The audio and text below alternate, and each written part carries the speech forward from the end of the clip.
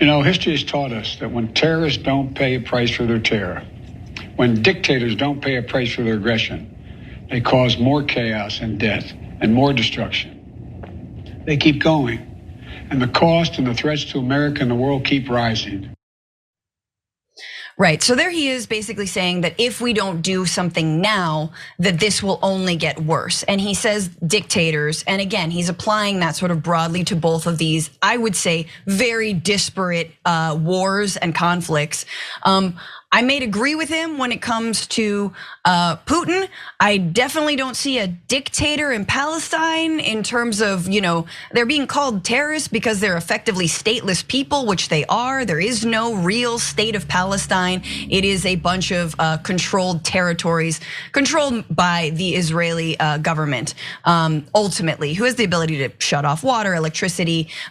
Currently, there is humanitarian aid stuck at the Rafah border between Egypt and Gaza right now, still hasn't been able to reach people. But Brett, I'm curious about this because this is an American public that has dealt with 20 plus years of the war on terror that, effectively the president he served under, Barack Obama, tried to wind down while ramping up in Afghanistan, and that ultimately he did exit Afghanistan, kind of closing the chapter on the war on terror in terms of American history.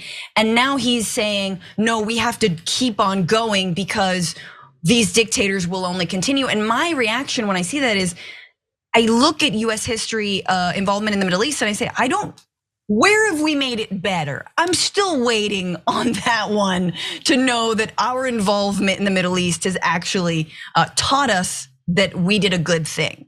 Yeah, we definitely have not made it better anywhere that pops into my mind in the Middle East. And it's in that, I can't remember if it was in that clip, but elsewhere in the speech, he goes like, we made some mistakes. America's made some mistakes. We don't want to make those same mistakes. So he does invoke like, yeah, Iraq bad, oops, my B. That's created a power vacuum that really is, and you hit it.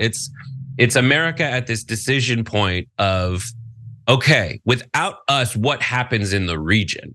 So it was, Britain and France dividing up places with cool, like, let's just draw a straight line through this entire ethnic group. Like that was essentially how it went. Like if you look at the borders of Syria, Iraq, like there's these straight lines, like through the Kurds. Like we don't care. The way specifically Britain is at dividing territory and who they think is in charge there that drives their parsing of land or whatever is so bad. Unfortunately, it doesn't get to be comedic.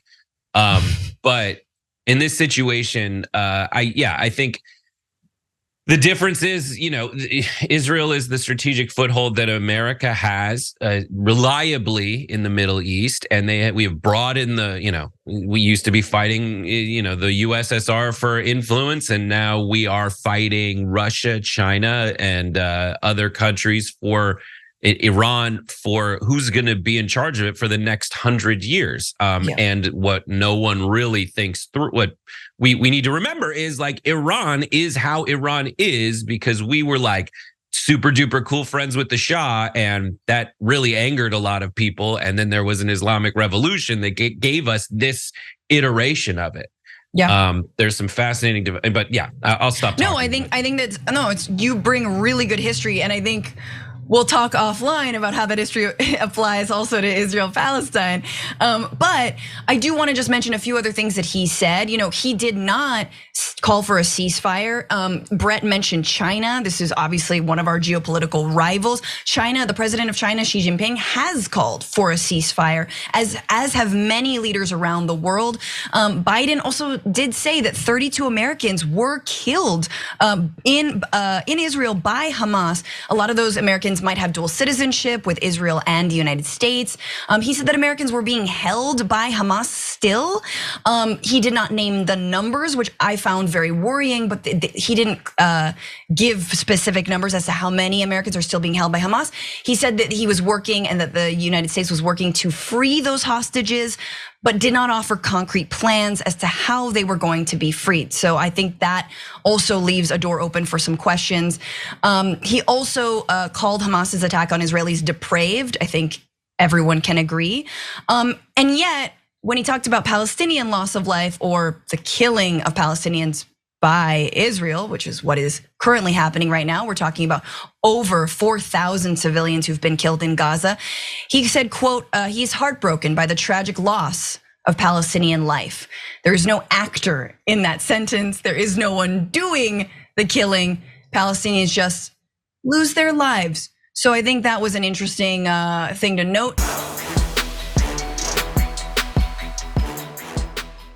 For more political news breakdowns, interviews, stories of activism, and me trying my hardest to care about the occasional big celebrity news story, subscribe to our YouTube channel at youtube.com/thedamagereport. And you can ring the bell wherever it is so you don't miss anything.